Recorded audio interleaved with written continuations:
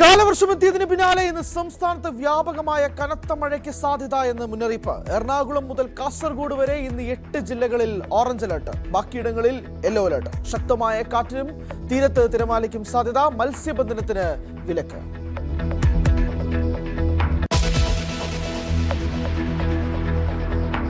ആലപ്പുഴയിൽ ആയിരക്കണക്കിന് ആളുകൾ അവധിക്കാല ഉല്ലാസത്തിനെത്തിയ വെള്ളച്ചാട്ടത്തിൽ ഉപയോഗിച്ചത് മലിനജലം. വണ്ടർഫോൾസിൽ കൃത്രിമ വെള്ളച്ചാട്ടം സൃഷ്ടിച്ച വെള്ളം മനുഷ്യവിസർജ്യം കലർന്നതെന്ന് കണ്ടെത്തൽ. News 18 exclusive. ജലത്തിന്റെ സാമ്പിളുകളിൽ വൻതോതിൽ കോളിഫോം ബാക്ടീരിയ സാന്നിധ്യം. ഉല്ലാസത്തിനെത്തിയ ചിലർ ചികിത്സ തേടിയെന്നും സൂചന.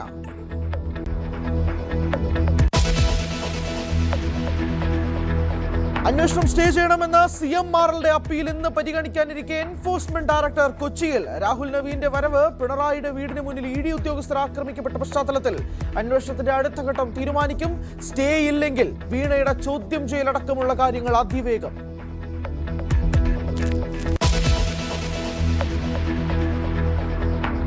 മാസം 1 കഴിഞ്ഞിട്ടും തെരഞ്ഞെടുപ്പിൽ തോറ്റതെങ്ങനെയെന്ന് പഠിച്ചു തീരാതെ CPM. സെക്രട്ടേറിയറ്റ് ഇന്ന് ചേരും. ഞായറും തിങ്കളും സംസ്ഥാന കമ്മിറ്റി. പിണറായി വിജയനും MV ഗോവിന്ദനും കീഴ്ഘടകങ്ങളിൽ ഉയർന്ന മറുപടി എന്ത് നൽകുമെന്ന ചോദ്യം. CPI കടുംപിടുത്തം തുടരുന്ന നിയമസഭാ പ്രതിപക്ഷ ഉപനേതാവ് ചർച്ചയും പാർട്ടിയിൽ.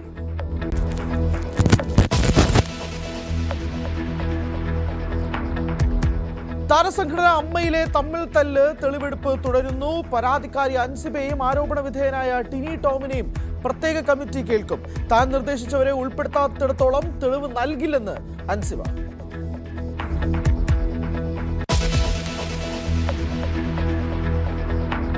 പാലക്കാട് പൊതുനഗരം ഇസ്ലാമിക് ജിം വിവാദത്തിൽ വിശദീകരണവുമായി ഉടമ നവാസ്. എല്ലാ മതക്കാർക്കും പ്രവേശനമുണ്ട്, സ്ത്രീകൾക്ക് പ്രത്യേക സമയം. മതസ്പർദ്ധ ഉണ്ടാക്കാൻ ശ്രമിച്ചിട്ടില്ലെന്നും തന്റെ വാക്കുകൾ തെറ്റിദ്ധരിക്കപ്പെട്ടുവെന്നുമാണെന്നും നവാസ് ന്യൂസ് 18നോട്.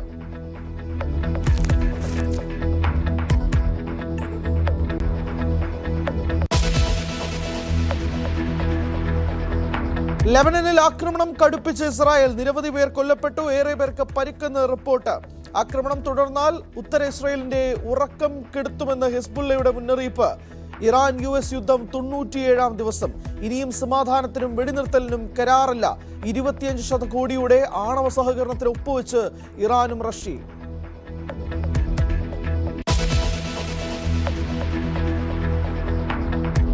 ലഹരി മാഫിയയുടെ വേരറക്കാൻ ഓപ്പറേഷൻ തൂഫാൻ തുടരുന്നു. ഇന്നലെ 368 പേർ അറസ്റ്റിൽ. MDMAയും വിവിധ മയക്കുമരുന്നുകളും പിടിച്ചെടുത്തു. ഓരോ പോലീസ് സബ് ഡിവിഷനിലും പരിശോധനയ്ക്ക് 4 സ്ക്വാഡുകൾ. രാസലഹരി ഉണ്ടാക്കുന്ന ലാബുകളും നിരീക്ഷണത്തിൽ. രഹസ്യ വിവരം കൈമാറാൻ ആപ്പും ചാറ്റ് ബോട്ടും ഉടൻ.